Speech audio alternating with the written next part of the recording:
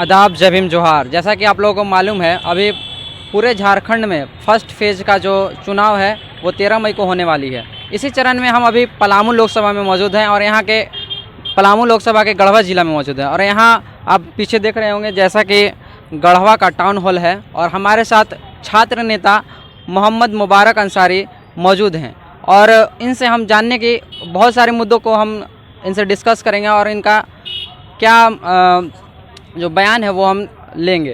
तो सबसे पहले आपका हमारे चैनल में हार्दिक स्वागत है। धन्यवाद। द स्टॉप की सभी दर्शकों को भी मेरा आभार, धन्यवाद।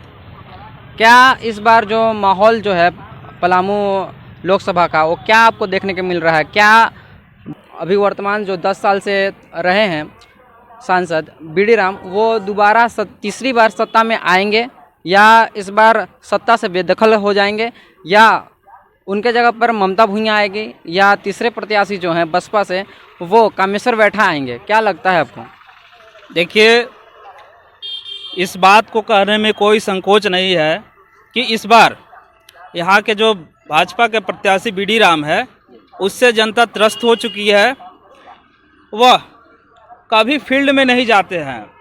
आप ग्रामीण क्षेत्रों में चले जाइएगा, किसी भी जनता से पूछ लीजिएगा अपने सांसद को देखे हैं तो बताएंगे कि नहीं, हम कभी इन 10 साल के दरमियान में नहीं देखे हैं।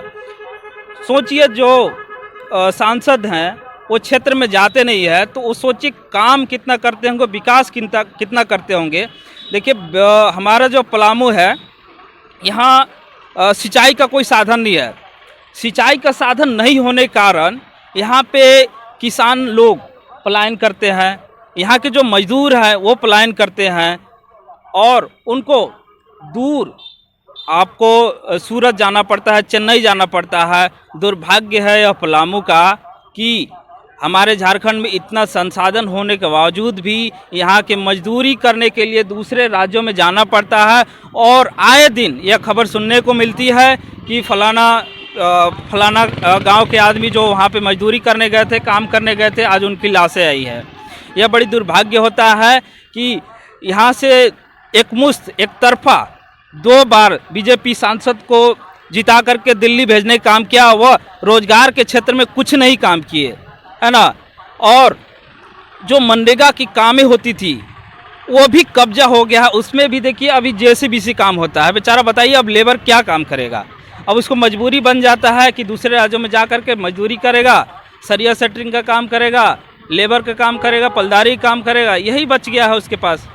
यही यहाँ की जनता पूरा त्रस्त हो चुकी है, वो बदलाव चाहती है। इस बार बदलाव होगा। विकल्प के तौर पे कौन यहाँ पे आएंगे?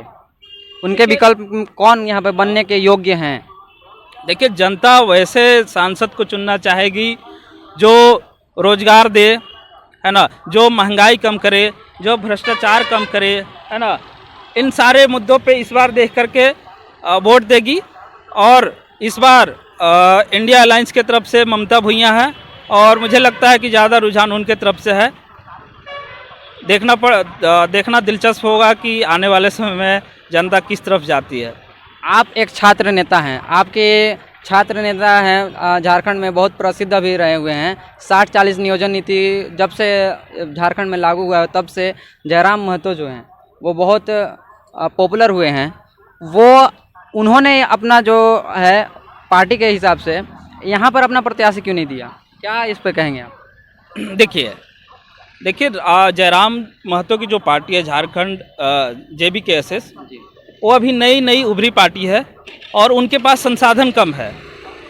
और जयराम महतो वैसे विधानसभा में या लोकसभा में उतारने की कोशिश किए हैं जहाँ पे उनकी लोकप्रियता ज़्यादा है या फिर वहाँ के जो छात्र थे वो आंदोलन में ज़्यादा सक्रिय थे। यहाँ के जो गढ़वा और पलामू के जो छात्र थे वो एक सक्रियता नहीं दिखती है वो, इसलिए उनका एक रुझान जो है पलामू एक छूटता रहा है। लेकिन मुझे बातचीत होती थी, अभी 4-5 महीने पहले मेरी बात हुई थी तो वो बता रहे थे कि हम लोग वहाँ भी सक्रिय होंगे। मुझसे बात भी किए थे, लेकिन अभी कुछ समय से मैं काफ़ी व्यस्त चल रही है, मैं कुछ काम के सिलसिले से बाहर भी था तो इसलिए मैंने उनकी जिम्मेदारी नहीं लिया। और जयराम महतो की जो पार्टी है JBKSS, तो उनसे मैं थोड़ा सा भी दूरी बना लिया हूँ। है ना। अभी गुप्त सूत्रों से जैसा कि हम लोगों को जानकारी मिली है कि उनकी गिरफ्तारी हो गई थी या होने वाली है, इस पे आप क्या कहेंगे? देखिए, अभी अभी जो सूत्रों से हमको भी जानकारी मिली कि जयराम महतो को अभी गिरफ्तार कर लिया जाएगा। बोकारो जो ITI बस स्टैंड है, वहाँ से अभी उनको गिरफ्तार कर लिया जाएगा। सोचिए, एक गरीब परिवार का बंदा, उसके पिताजी का बाप का साया उठ गया है, बचपन में ही उसके पिताजी का देहांत हो गया है, माँ बूढ़ी बीमार है, उनके चाचा जो है वो आँख से अंधे हैं, है ना, उनकी दादी भी बीमार रहती है, बूढ़ी हो चुकी है। एक इतना गरीब परिवार से आता है जो छात्रों के लिए लड़ता है, छात्रों के लिए लड़ता है, जहाँ पे भ्रष्टाचार होता है वहाँ पे लड़ता है, जो वहाँ पे जो क्षेत्र में जो वहाँ पे कंपनियां हैं, विस्थापित हुए थे लोग, उनके लिए वो फाइट करते हैं। और एक नया चेहरा जो युवा है, करोड़ों रुपए विस्थापितों के लिए उन्होंने पैसा दिलवाने का काम किया है। तो वैसे एक गरीब घर के लोगों को जो वहाँ के जो जनता है उनको चुनने का काम कर रही है, और विपक्ष जो है वहाँ की जो वहाँ मथुरा महतो है और हाँ CP चौधरी है, दोनों को ये आंखों में खल रही है कि भाई एक अदना सा घर का लड़का वो कैसे आगे चुनाव में आ रहा है और उसको कैसे हम लोगों को हराने का काम करेगा। ये चीज़ उनको पच नहीं रहे, इसीलिए उनको साजिश के तहत गिरफ्तार करवाया गया है। इंडिया गठबंधन, जैसे कि अभी हेमंत सोरेन का जो पूर्व मुख्यमंत्री थे उनका गिरफ्तारी हुआ था, तो उनका बीजेपी जो है वो कबूल नहीं कर रही है। आदिवासी मुख्यमंत्री उनको कबूल नहीं है, इसलिए उन्होंने उनको गिरफ्तार कराया, ऐसा इंडिया गठबंधन और JMM का कहना है। तो उसी के सरकार में झारखंड में और लोकसभा चुनाव के एकदम नज़दीक जब वो नामांकन कर लिए हैं और उसी दिन उनका गिरफ्तारी होना, आप इसको कैसे देखते हैं? देखिए, अभी जो केंद्र में सरकार है, बीजेपी की जो सरकार है, वो ED और CBI को अपने अंडर ले लिया है। ED और CBI का दुरुपयोग करके दिल्ली के मुख्यमंत्री केजरीवाल जी हो या झारखंड के मुख्यमंत्री और हेमंत सोरेन हो, इनको जानबूझ के प्रताड़ित किया जा रहा है और उनको झूठ मूठ के एक फर्जी केस में फंसा करके जेल में रखा गया है। यह जग जाहिर है, जनता भी जानती है। यह संविधान को कमज़ोर करने की कोशिश की जा रही है ना। जो हमारे केंद्र सरकार में अभी मोदी जी हैं, वो बहुत सारे वादा किए थे कि हम 2 करोड़ नौकरी देंगे, है ना, 15 लाख खाते में आएंगे, 100 स्मार्ट सिटी बनवाएंगे, किसानों की आय दुगनी करेंगे, है ना। उसके बाद वो बोले थे कि जो काला धन था उसको वापस लाएंगे। बहुत सारे वादे थे, लेकिन उस वादों पे वो खरे नहीं उतरे। अभी जो है वो खुले मंचों में केवल मंगलसूत्र मुसलमानों के विरोध बोल रहे हैं। यह दुर्भाग्य है, ऐसा नहीं होना चाहिए था। हम युवा बहुत त्रस्त है। केंद्र सरकार में 60 लाख पद खाली है, उस पद को नहीं भरा जा रहा है और अनाप शनाप यह बयान दे करके और यह जातिगत चुनाव करने की कोशिश है। चुनाव आयोग जो है वो इस पर कोई एक्शन नहीं लेती है, इस पर आप क्या कहेंगे? देखिए, चुनाव आयोग भी लगता है कि बिक गया है। अगर यही विपक्ष अगर कुछ बयान देती है तो उन पर तुरंत एक्शन लिया जाता है। और देखिए, यही सूरत में लास्ट दिन जो कांग्रेस के प्रत्याशी थे उनका नॉमिनेशन वापस करवा करके और जो बीजेपी की पार्टी थी उनके प्रत्याशी को विजय घोषित कर दिया जाता है निर्विरोध। वही हाल इंदौर में भी हुआ।